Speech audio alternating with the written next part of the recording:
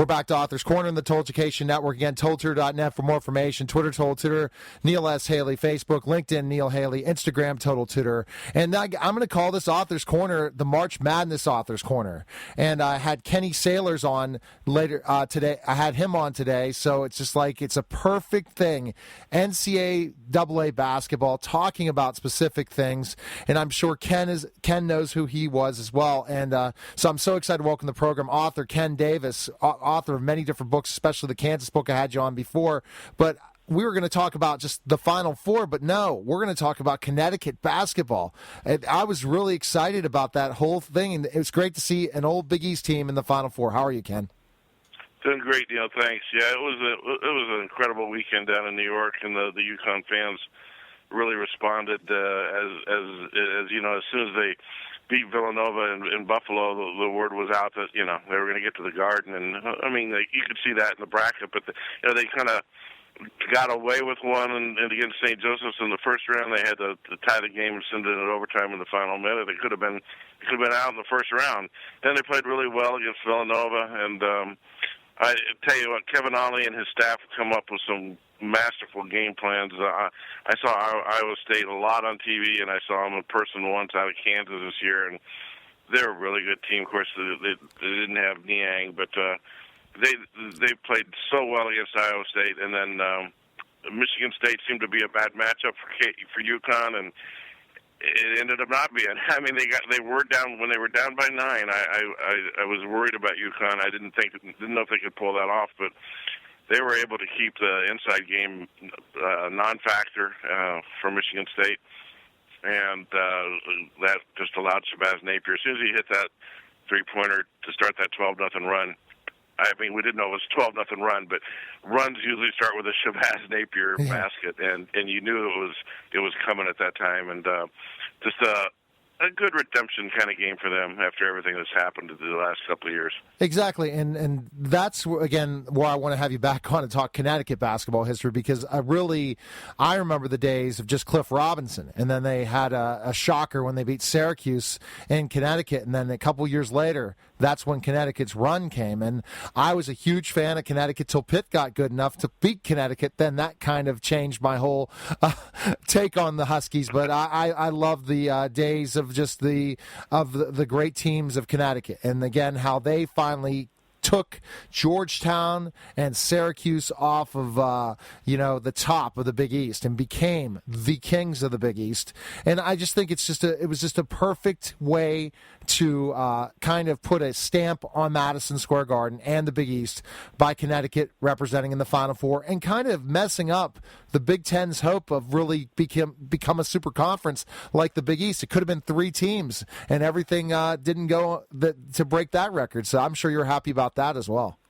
Well, things have not worked out real well for UConn in the realignment shuffle, and we just still don't know, if they're going to end up in some other place. But now, obviously, they've done well by the American. I mean, the Associated Press All-American team came out, and there's 3 guys from the American conferences: Shabazz Napier, Russ Smith, and Kilpatrick from Cincinnati are on the first team All-American. So the American had a very good first season.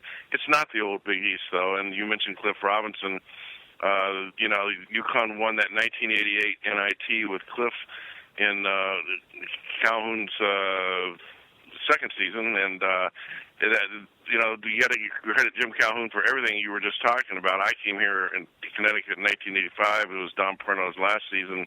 And Jim came in from Northeastern and changed everything, the whole culture of the program around. And they want that NIT in 1988 in Madison Square Garden was kind of the liftoff point. Then, as you mentioned, 2 years later, they had those back-to-back wins against Syracuse and Georgetown that propelled them to their first Big East championship of 7 in the Garden in 1990. And, just went on from there.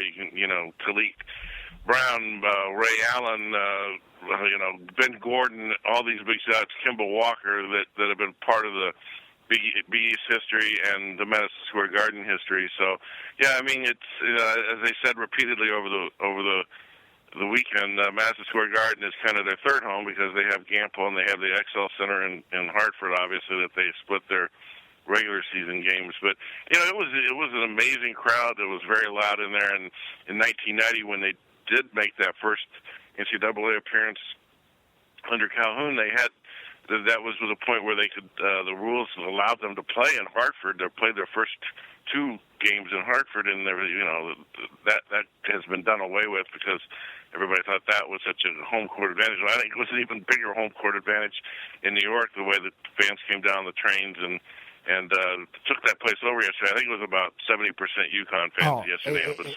It completely reminded me of the Big East Championship game. You know how every team had their tickets, and then they scalped them all when they lost.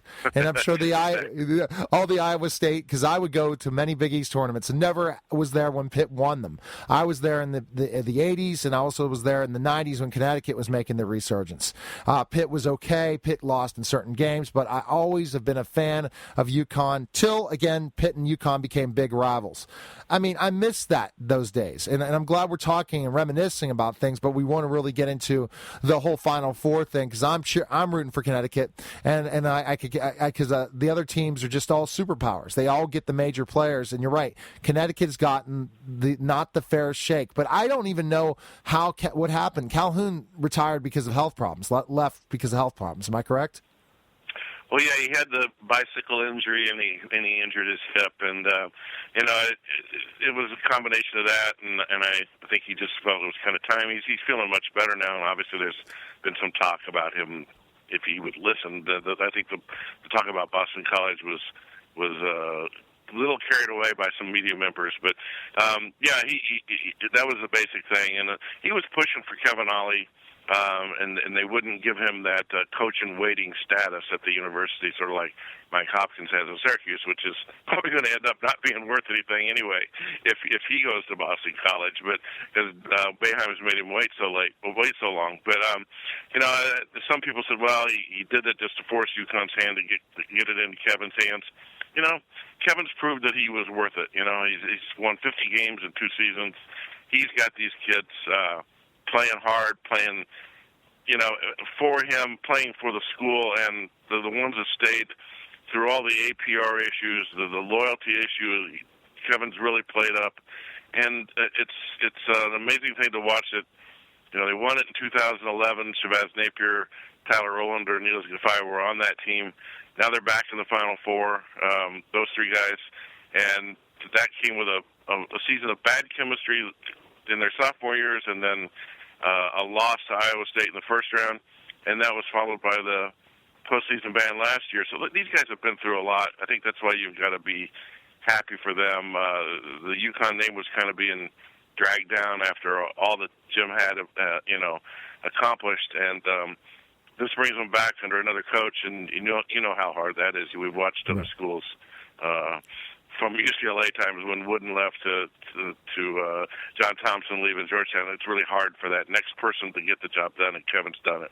And it looks like he's a player's coach, for sure. And you could just see it from the excitement of his players. And I really... go ahead. He's like a big brother. I mean, he really is. And he's 41.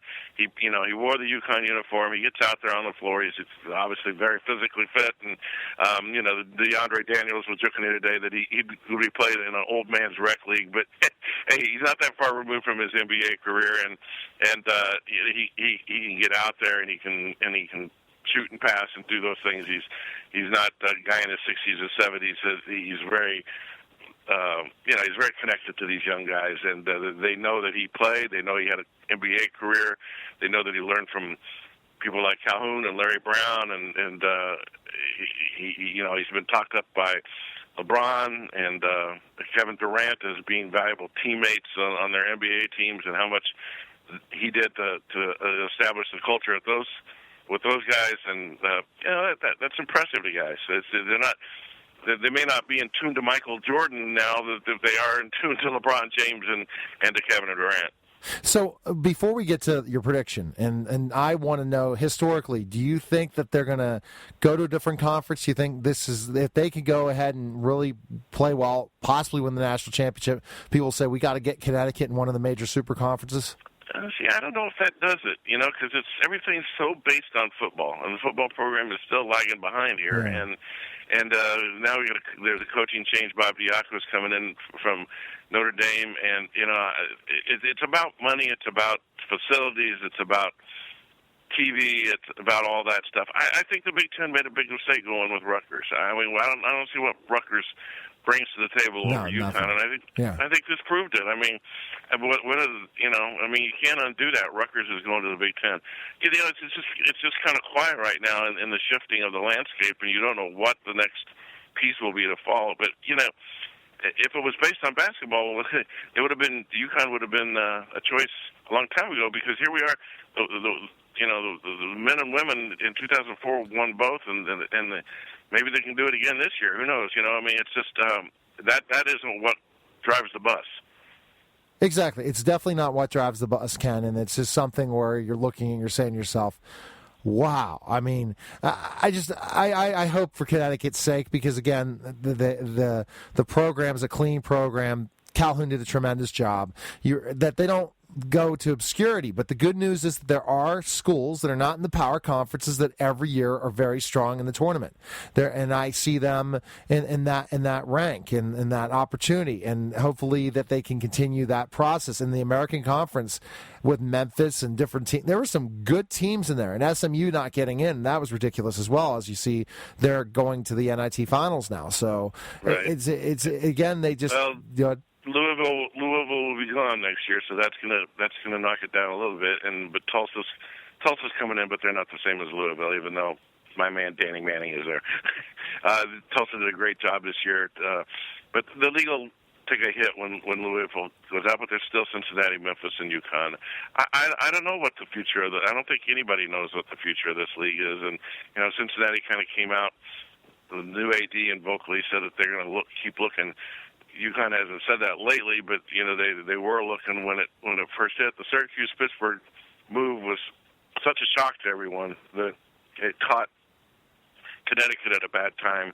They were changing athletic directors there, and they got hung out in no man's land. And again, Louisville, bigger facilities, better football program. I don't question Louisville going to the ACC, but I do question Rutgers and then move there to the Big Ten. I think you just can't say that Rutgers really brings the New York market. I don't believe that. No, and Shiano is the only reason why Rutgers is good in football with those years that they were decent. So so you compare, and Connecticut, they played decent at years in football. They were competitive, and then once the split, that destroyed everything. So let's go to the prediction now for sure. I think that I see that you need to, if you're going to keep this super conference going, you have to have Georgetown with Connecticut. You need to have St. John's with Connecticut. You need to bring those two conferences back together once Louisville leaves. That will probably make it the better conference to keep basketball going. That's. Neil, there's been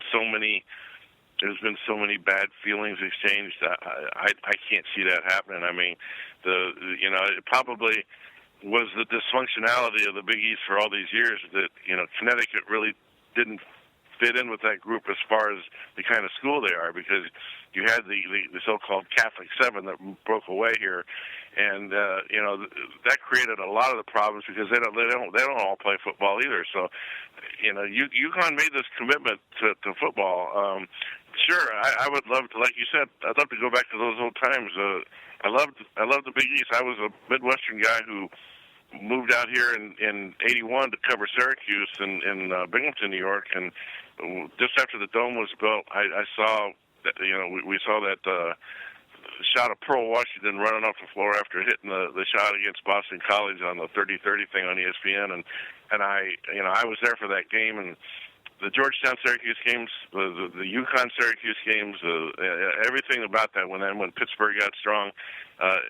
We'll never. I don't think we'll ever have it again. It's really sad. No, it is sad, and it's for football. And what reasoning? Maybe basketball will be saved when football has to pay their athletes and it'll destroy the sport. We don't know. You never know about these things. So again, it's take it each day. And the good news is there are schools that do make runs that are not in the major conferences. And Connecticut is the one that got that opportunity this year. So what do you think their shot is of winning the championship? Well, they beat Florida earlier, but Florida didn't have all their people at that time. Wilbekin got hurt in the last 3 minutes. It was a buzzer beater by Napier in that game, and that's the last time Florida lost was December 2nd. They won 30 straight since that game. And, it was kind of a fortunate thing. Shabazz put up a shot and didn't hit, and DeAndre Daniels was able to tap it back out to him, and he hit it at the buzzer. It was a tremendous game. I think it'll be another very good game, and it's going to be an interesting matchup between Wilbekin and Napier, and it's not really one-on-one. I'm sure they'll, much like they did against Michigan State, people will switch off and stuff. But it's going to be hard to beat Florida the way they are right now. But I don't think anybody, except the fans maybe at the Garden, thought that Michigan State, Yeah, I mean, I really don't. A lot of people went in there thinking that Michigan State could win by double digits, and again, game planning. So I think it'll be a very good game. I think the winner of that game could win it all, but Kentucky and Wisconsin can't be discredited. I mean, Kentucky is getting it together at the right time, obviously, with that young team, and Wisconsin I've kind of undervalued all year, and you got to appreciate what they've done. They're running offense, and Bo always has a good defensive team, so they're pretty. Obviously everybody's done what they needed to do. They had the right matchups, I guess, but Frank Kaminsky's been unreal for Wisconsin here, so that would probably create another problem for UConn, you would think, but somehow they still, without a great front line, UConn has been able to find ways to get it done. So I wouldn't count them out, and they're not going to be the favorite. Florida's still going to be the heavy favorite, I would say, from an objective standpoint. But I don't think they'll get blown out. Okay, well, Ken, and I like I said before, it's going to be an exciting tournament. 4 powerful teams, truly. And you see the parity of the NCAAs with only 2 number 1 seeds. And you see it's all based on where you were put. And honestly, I watched Pitt, and Pitt played Florida tough for one half, and then you allow buzzer beaters to destroy you. And we talked about this before, Ken, about the power of what's Pitt going to be, and Pitt just had the wrong place, wrong time. You win these close games, Pitt, you could be talking about Pitt in the Final Four. That's the honest truth in all these certain circumstances. But okay, so Ken, where can we find information on you and your prediction? You think Connecticut's going to win it all, or not? You won't put something out there. No, I hate to make predictions. I honestly, I mean, it like I said, I think if they can beat Florida, I think they've got a very good chance. That's, to me, that's their national championship game, and that's the way. Kevin, I don't want to sound like a coach, but I don't know what I mean. If you would have asked me Sunday morning, I would have predicted Michigan State was going to win, but there was a little bit of element of me that UConn's playing with tremendous confidence, and Shabazz Napier is just one of those leaders that you see. So, okay, if you want to make a prediction, I'm going to say UConn's going to have the big upset. Okay, and I'll be nice, and I'll say Kentucky's going to win because my predictions are worth nothing. So, just for you, Ken. So, Ken, where can we purchase your books and learn more about you? You can come to my website. It's KenDavisFiles.com, and there's a place there where you can buy my new Kansas book, The 100 Things Kansas Fans Should Know and Do Before They Die, with Chapter 100 on Andrew Wiggins, who was barely a Jayhawk for, well, not even for a year, because he signed last May and he's off to the NBA. And it was kind of a sad ending for Kansas this year because of Embiid being hurt, and then he may head to the NBA as well. But that's where we are in college basketball these days. Everybody knew Andrew Wiggins was going to be a one and done, but we wish him well. And you can order copies directly from me on KenDavisFiles.com. Obviously, you can go to Barnes and Noble and Amazon and Triumph Books websites as well. And that series is one of the strong series for Triumph Books, the 100 Things series. And you can even, there's my Connecticut Vault book there's a link to the Whitman Publishing site there. If people that came out in 2010, gave the entire history of Connecticut. So if there's any Connecticut fans that want to read up on the history up to 2010, you could order that through Whitman. So appreciate it, Neil. Thanks for having me on. We're going to have you back in May to talk Big East. We're going to go into the breakdown that 30-30. All right, good talking to you, Ken, and we'll stay in touch, okay? Okay, all right, Neil, take care. Enjoy your trip to the Final Four. I wish I was there. Take care, man. Okay, see ya. All right, you're listening to Author's Corner, and we'll be back in just a moment.